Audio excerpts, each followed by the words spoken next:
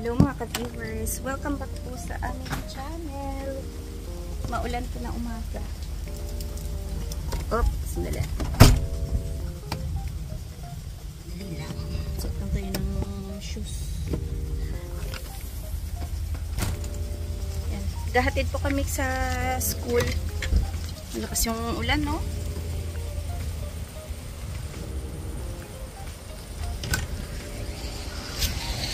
Ayan.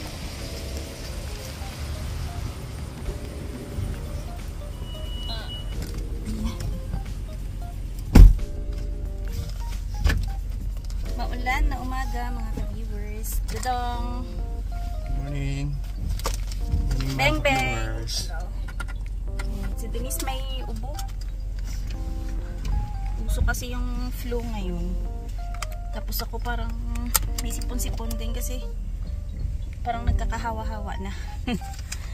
At sa school daw nila maraming mga estudyante ngayon yung may mga sakit din. Pati yung teacher na bang na? Ano na kasi? Palit na kasi ng klima. Pag sa hapon lumalamig tapos hanggang madaling araw. Tapos may time na pagtanghali biglang aaraw. Mainit.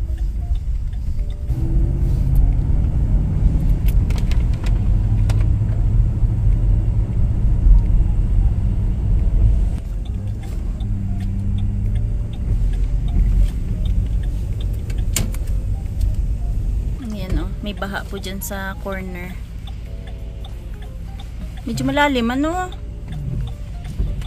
May baha. Parang nagiging basin. Medyo matagal na yan dyan yung area na yan. Dati parang inayos na yan dyan eh.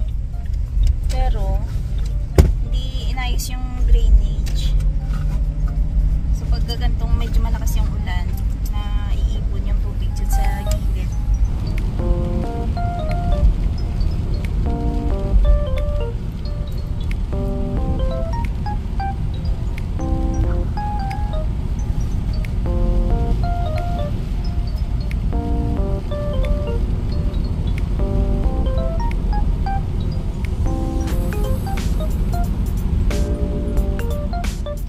Dadaan lang po kami ng Shoppers. Tapos, bibilang ko si Denise ng gamot. Dahil na may sipon siya. Tsaka may konting ubo. Agapan ko na kasi mahirap na lumalaba yung sipon niya. Tsaka yung ubo. Meron naman na siyang gamot. Kaso lang kulang na yun. So, bibili lang ako ng additional isang bote. Para makumpleto niya yung pag-inom ng mga 1 week. Pag hindi kasi prescribe dito yung gamot, masyadong mahal. Kagaya yung isang bote, mga ilang ml yun? 270 ba? Aabot siya ng mga $24. Tapos kung prescribe siya, siguro ano, kasi lang minsan yung mga abot lang siya ng mga $5. Mga $5 to $6. Depende sa gamot na irereseta. Pero meron din naman na ano, may gamot din naman minsan na kahit na magpa-check up ka, merong hindi siya prescribe, so over the counter. Kagahapon si Dadong, nagpa-check up siya sa gawa ng sa tuhod niya, pinabalik siya ng doktor kasi yung ang tawag doon, yung x-ray niya nung nakaraang taon, parang chinek ulit nung nakaraang buwan para makita kung may pagbabago dun sa tuhod niya kasi meron siyang arthritis. So, ang sabi ng doktor kahapon, ano naman daw, dahil arthritis, Ano na yun? ano lang, yun, oo, yun na talagang kondisyon ng tuhod niya. Pwedeng mapabagal mo yung paglala kung medyo gagaan yung activity mo araw-araw, or lalala siya ng husto kung halimbawa hindi mo maagapan at hindi mo ang tawag doon, sabi niya pa? Pero sabi niya, dapat kasi ginagamit ang tuhod mo, nakatayo ka for long hours. Kaya may chance talaga na lumala siya. So para ma-prevent, medyo ano lang, dahan-dahan lang sa mga gawain, ganyan. So ganun yung sabi ng doktor. Tapos binigyan siya ng gamot, kumbaga over the counter lang siya. Pero ano, kumbaga yung bayad ni Dadong, hindi na doon na less sa insurance, regular price. Kasi ganun nga, pag hindi prescribe yung gamot.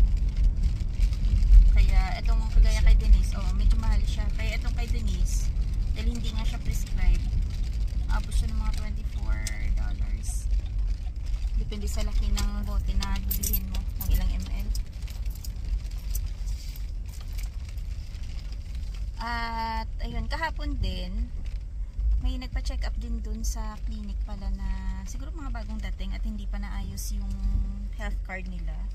So nangyari, dahil nagpa-check yung bata na wala pang health card, sinisingil sila ng $65 para sa bayad sa doktor sa pa-check up. Ganun pala yun. Tapos sabi, bibigyan lang sila ng resibo at pag umukay na yung kanilang health card, i-reimburse na lang nila sa e-health. Sa e-health. May claim na sila. I-claim na lang nila. Oo. So bili muna ako ng gamot doon sa Shoppers kasi hindi pa na. Saglit lang. Ayan o, malakas pa rin yung ulan. Ay.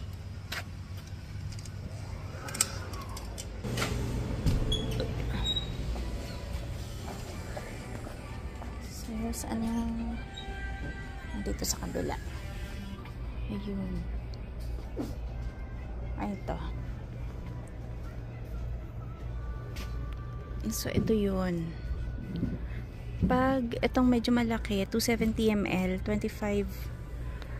Yung 170, 21. Ayan. So, dito na tayo sa malaki. Kasi yung iniinom niya, tira netong ganito din kalaki dati. So, medyo matagal pa naman yung expiry date. At, in case man na merong magkaubo ulit, at least, diba? Meron pang magagamit. So, ayan. Ito yung iniinom niya, Benylin. Okay naman siya. So, ito na yung bibilhin ko. Kasi mas makatipid ka. Dahil medyo malaki. Ayan na. So, ito na po yung binili kong gamot ni Denise. Meron din dito mga gamot na mga Robitussin, mga ibang brand. Pero ito, okay na din. Ikaw, ito din yung iniinom mo, no? Yan din yung iniinom mo dati. So, okay naman siya. At, ayun pala. Meron po tayong, isi-share na bagong announcement po ng IRCC about to sa mga international students tsaka sa mga TFWs na pasok at mga nandito na rin sa Canada. Ayan, saglit lang. Si Dadong kumakain. Inom muna tayo ng kape. Dali ah.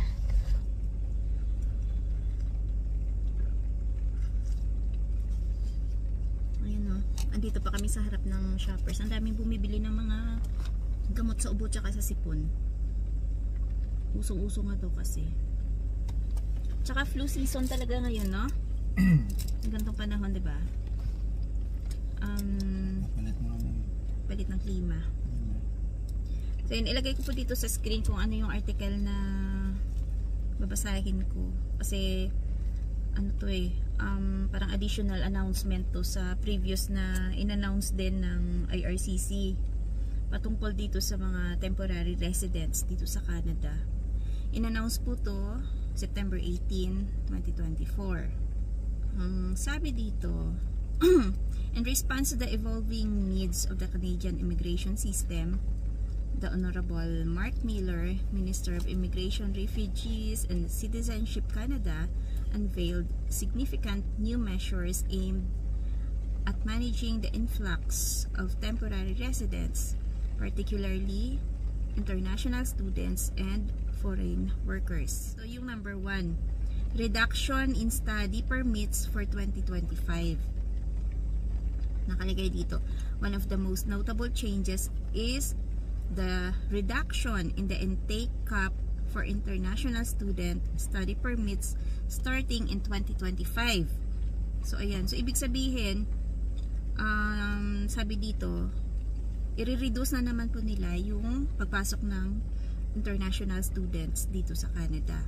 So, sabi dito, the government has announced a 10% reduction from the 2024 target of 485,000 study permits, which will bring the number of permits issued in 2025 to 437,000 na lang. So, ayun. Dati is 485 yung study permit na i-issue nila. Pero ngayon, yun nga, magbabawas sila ng 10% na naman. Tapos, ang sabi pa dito, this reduction is a direct response to concerns about the growing number of international students in Canada and its potential strain on housing and public resources. The intake cap for 2026 will remain at the 2025 level, stabilizing the number of new study permits issued. So, ayan, hanggang 2026 daw itong cap sa international students. May pagbabawas ng 10% sa total number of students na papasok dito sa Canada. At meron din po silang update about sa pag-issue po ng PGWP or yung Post-Graduation Work Permit. Ayun, ito yung sabi. Another significant change is the update to the Post-Graduation Work Permit program, which allows international students to work in Canada after completing their studies. So ito po, ang sabi, starting in November 2024, ayan, may nare-require na po silang ito, new language proficiency requirements will be introduced for PGWP applicants. Dati daw po wala po itong IELTS tsaka yung CELPIP na sinasabi nila. Ito, university graduates will need to meet a Canadian language benchmark or CLB level of 7, while college graduates will need a CLB level of 5. Ayan. So, yun po yung additional na requirements po nila para makapag-apply ka ng PGWP, which is, yun nga sabi nila, yung mga nakaraang taon wala namang gantong requirements. So, kumbaga dati daw mabilis ka lang makapag-apply ng PGWP, pero kumbaga ito additional na kailangan mong i-submit at kailangan ipasa para makakuha ka ng PGWP. Meron pang isang changes to work permit eligibility for spouses of foreign students and workers. Ang sabi dito, to further manage the number of temporary residents, the Canadian government is introducing restrictions on work permits for spouses of international students and foreign workers. So may mga dagdag pa silang restriction para sa mga work permits ng international students tsaka yung mga foreign workers dito. So, ang sabi dito, later this year, only the spouses of master's degree students in programs lasting at least 16 months will be eligible for work permits. So, ayun. Yun po yung mga yung additional na announcement po nila para dun sa mga magkaroon lang ng work permit para sa mga international students. So, dati daw, kasi, di ba, yung mga magma-master's degree, yung mga magdo-doctorate, sila yung pwedeng magdala dito ng mga spouses nila na magkaroon ng open work permit. So, allowed sila nun. Pero ngayon, meron na namang additional na, na restriction. So, ayan, dagdag, nga daw sabi nila, dagdag parang pahirap sa mga nandito na ng mga international students at sa mga papunta pa dito. Kasi kagaya niyan, yung iba, nung pumunta sila dito, iba naman yung policy ni IRCC. So, nung pumasok dito, iba na naman. So, parang talaga apektado sila. Tsaka, ito pa yung isa po, yung para sa mga temporary foreign workers naman. Ang sabi, additionally, the Temporary Foreign Worker Program and International Mobility Program will only issue work permits to the spouses of foreign workers in management and professional occupations or in industries where there is labor shortage. So, ibig sabihin, yung mga workers na nandito na sa Canada na under work permit, ang pwede na lang magdala ng mga asawa nila para magkaroon ng open work permit is under na lang sa management or mga professional occupations na lang. Pero pag hindi ka, like, halimbawa, hindi ka manager or hindi ka professional na may work permit ka dito, hindi mo na pwedeng dalhin yung asawa mo para magkaroon ng open work permit. Kasi, excuse lang. Kasi, di ba, dati sa inyo, yung mga last na batch, di ba, naka-work permit sila. Tapos, may mga kasamahan, may mga asawa sila na mga na-apply nila ng open work permit kasi wala pang gantong rule dati. Diba? Kasi mga ano sila hindi naman sila managerial tsaka hindi naman professional yung trabaho nila eh. So, allowed pa nung mga nakaraang taon na dalhin nila yung asawa nila dito para, yun nga, under open work permit. Wala pang amendment na bago. Oo. So, sa ngayon po, hindi na pwede yung ganun. Dapat yung trabaho mo dito para madala mo yung asawa mo bilang open work permit, dapat pala, halimbawa, manager ka na daw ng mga coffee shop, mga ganun. Basta, manager yung position mo. Tsaka, dapat, professional ka, like, doctor ka, nurse, engineer. Mga ganun dapat yung work mo dito para mabitbit mo yung asawa mo at magkaroon ng open work permit. So, ayun, talagang naghihigpit na nga daw talaga sila. Kasi, yun nga, diba? Yung purpose nila is mabawasan yung pagpasok ng mga temporary residents dito. Kasi, di ba nga, yung issue noon na nahirapan yung mga Canadian citizen dito, tsaka yung mga residente na maghanap ng trabaho, gawa ng ang mga TFWs yung nagiging kompetensya nila sa paghanap ng work. So, ito yung sabi, these changes are designed to prioritize Canadian workers while ensuring that the foreign workers who do come to Canada fill essential roles in sectors that are struggling with shortages. So, yun. Kaya, yun nga, sabi nila, talagang apektado yung mga nandito na rin na mga estudyante. Tsaka yung mga TFWs din. Like, yung mga estudyante, apektado sila kasi yung pagkuha nila ng mga PGWP ay may additional requirement pa, which is yung IELTS tsaka or ano, yung CELPIP na dati wala naman yun. Tapos yun naman sa mga naka-work permit dito, yun nga, pagka hindi ka managerial position or professional, hindi mo rin makukuha na yung asawa mo. So, yung iba siguro parang, alam mo yun, yung mga bagong dating dito, no? Yung parang inaasam-asam, ay pwede ko nakuha na yung asawa ko. Tapos biglang nag-announce ng ganito. So, biglang bago ng plans, na? Yung mga ganong sistema. At, ayun. So, sa dami ng changes daw sa rules ni IRCC, ang tanong ng karamihan, worth it pa daw ba na pumunta ka dito sa Canada at masyado ng risky, diba? Masyado ng risky na yung iba kasi talagang, alam mo yun, nagbebenta ng mga kalupaan, mga bahay para makaipon ng pera para maging international student dito. So para sa akin, sa ngayon parang hindi pa worth it. Kasi, 'di ba?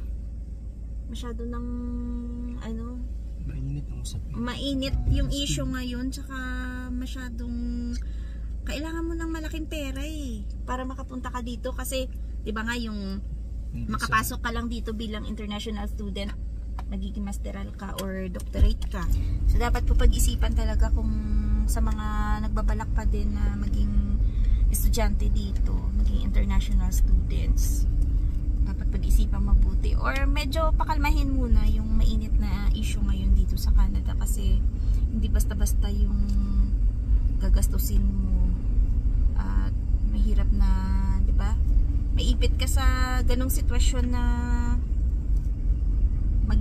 magiging stressful lang yung maging sitwasyon mo dito pagka hindi ka handa, lalo na financially. At syempre pati yung pamilya mo na may iwan sa Pinas, apektado din, 'di ba? Kaya yan, dapat 'to pag-isipan. Tsaka marami na din talagang mga sinishare din ng mga kababayan natin na mga nagpuntahan dito na yung iba siguro parang yun nga, yung iba siguro parang na-impluwensyahan lang ng ibang mga kababayan natin na siguro alam mo yung trending na dami nagpupuntahan dito sa Canada, tapos yung iba parang na goyo. Tama ba yung term? Parang na din nila, napag-isipan, ay maraming nagpupuntahan ng Canada, punta na rin kaya tayo. So parang siguro yung iba ganun yung nangyari sa kanila. Kaya pagdating dito, hindi po sila naging handa at hindi naging maganda yung kinalabasan ng journey nila dito sa Canada. Ayan po, shinare lang namin itong dagdag na announcement ng IRCC kasi meron din pong mga sumusubaybay dito sa channel namin na nakikinig at nanonood kung ano pa yung mga dagdag na update tungkol sa mainit na issue dito sa Canada.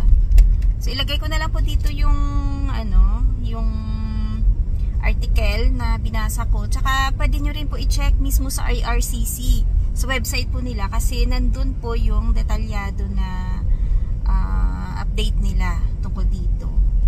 I-search nyo lang update ng IRCC September 18. Ayan, nandun po yun, naka-detailed po yung announcement nila. Neglect ka na. Oo, kasi meron, actually hindi ko naman lahat nababasa kasi yung itong binasa ko is parang summary na lang ng isang nagsulat nitong article na to. So ayun, mas maganda yung titingin po kayo dun sa IRCC. Si Dadong naghihila ng basura. Shoutout po pala kay Melo and Eugene Reyes ng Musjo.